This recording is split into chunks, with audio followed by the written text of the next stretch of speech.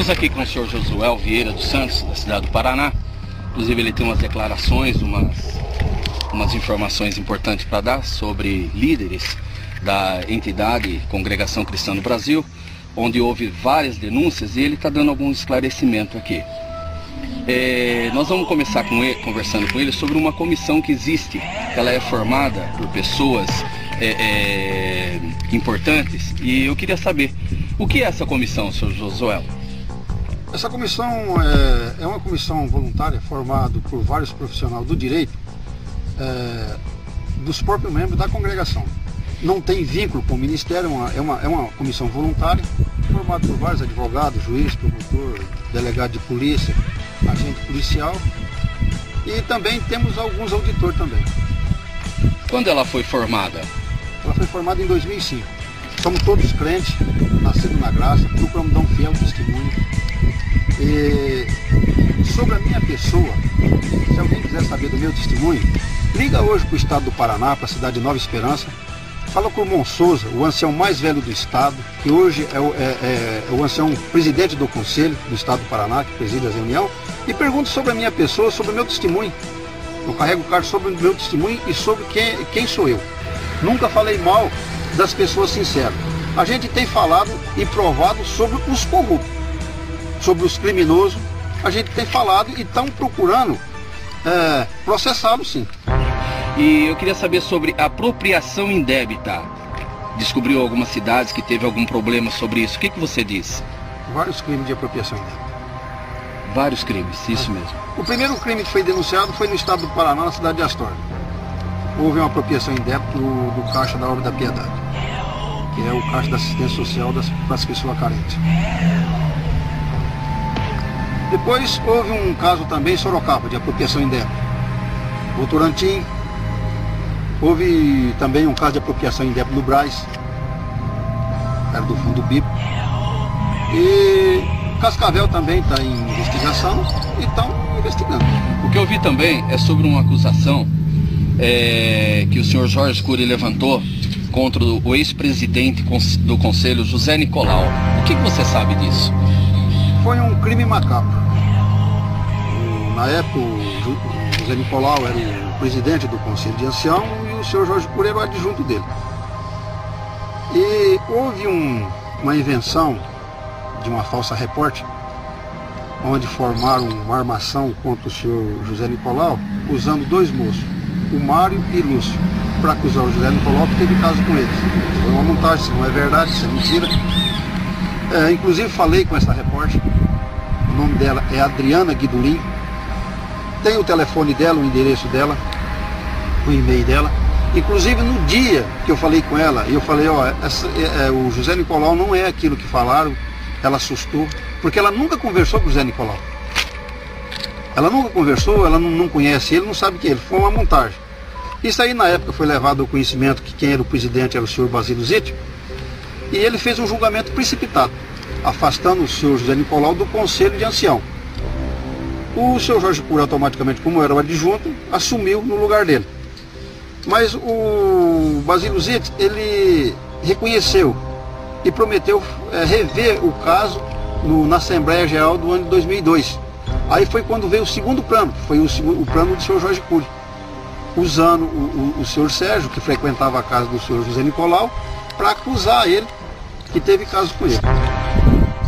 Prometendo dinheiro, prometendo tirar ele fora do país e pagando uma importância para ele de quase 20 mil. Depositando esse dinheiro na conta da mulher dele, a mulher dele na cidade de Itaú, no Banco Itaú, onde o Sérgio, ele autorizou a quebra de sigilo bancário da esposa dele, a Adriana, e autorizou a quebra de sigilo telefônico e também uma gravação entre a transação do negócio entre ele e o seu Jeremias Aguito, que foi quem fez a intermediação de toda essa tramóia. E posteriormente, estive conversando com o Sérgio, estive na casa dele, falei com ele, falei com o pai dele, onde o pai dele é indignado com isso. O pai dele considera isso daí, o que fizeram com o Zé Nicolau, um crime hediondo, e não se conforma. Ele é inconformado, não sou ele, como a mãe. E tudo isso aconteceu. Eu tinha um particular como o Serginho, e irmão Mário, que eles vinham lá na minha casa para orar, nós orávamos, e lá estava a minha família, minha família, nunca fiquei sozinho com eles, tudo mentira, nunca aconteceu. Sempre quando estava minha filha, estava meu genro, estavam os meus netos junto com a gente, compreendeu? E até a gente levava os irmãos que vinham lá visitar a gente, levava lá na Copa para tomar um café, um lanche que Deus preparava, né? E lá no Deus, que nunca faltou o irmão para orar comigo, irmão. Sempre Deus preparava irmão para nós orarmos. É uma irmandade, não precisa de ver. O irmão é inocente mesmo, né? Sobre uma carta que existe, que foi escrita há bastante tempo, aconselhando o senhor Jorge Cury referente a uma mulher. Essa mulher chama Marlene. O que você diz disso? O que você sabe dessa carta? O que eu sei sobre essa carta é que essa carta existe, né? Na época ainda do nosso irmão saudoso Vitório Ano. E ele escreveu uma carta para o Josias Cavalcante, de Araçatuba, ancião de Araçatuba. Aí falava sobre esse caso entre Jorge Cury e Marlene. Entendeu? O que eu sei é isso daí. Tá certo. Eu também li e ouvi comentários que essa carta foi periciada. Isso é verdade? Mas isso é mentira. Isso é mentira, porque essa carta, ela está em poder do Josias Cavalcante. A original está com ele. E essa original ele nunca forneceu para ninguém. E um documento ele só pode ser periciado com o original. Jamais você pode periciar um documento com uma cópia. E o Josias Cavalcante, ele sofreu muitas ameaças por causa dessa carta. Inclusive ele foi ameaçado de morte. Ele sofreu um atentado dentro da casa dele. A esposa dele é uma mulher que eu admiro muito, ele, o Josias. E ela mesma me contou para mim que ela mesma sofreu ameaça por causa dessa carta. Onde que eles ameaçavam ele para ele dar fim na carta. O senhor Sebastião Idalino, segundo eu sei, o homem casou aqui no Brasil, largou da esposa, arrumou outra esposa, casou fora do Brasil, continua no ministério, porque segundo o estatuto não pode isso, né? Segundo a Constituição da Igreja. O que você fala sobre isso? Realmente, isso daí é verdade, não é mentira. Sobre o caso de ter levado uma mulher para acusar um diácono, né? Jorge Ribeiro. E essa mulher logo depois dessa reunião aí escreveu uma carta. O que você sabe sobre isso? Ela inocentou mesmo o acusado? Como que foi? Uma reunião na cidade de Chapecó, houve sim uma acusação contra ele, mas foi uma acusação assim planejada, onde que houve uma reunião no sábado e no domingo essa mulher ia na reunião para acusar o diácono, Jorge Ribeiro. Jorge Ribeiro é uma pessoa querida pelo povo.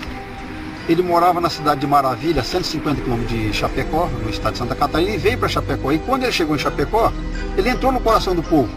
Então, entrou um ciúme muito grande por parte dos outros diáconos, por causa dele entrar no coração do povo e ser uma pessoa querida.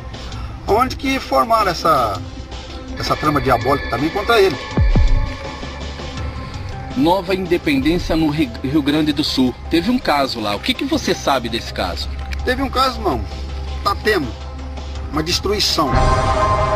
Aquilo lá para mim é um crime material e um crime espiritual. Porque ali você está vendo família sendo destruída espiritual e material. E o cooperador lá, nosso Montel. Ele é o cooperador. Um homem evangelista, alemão.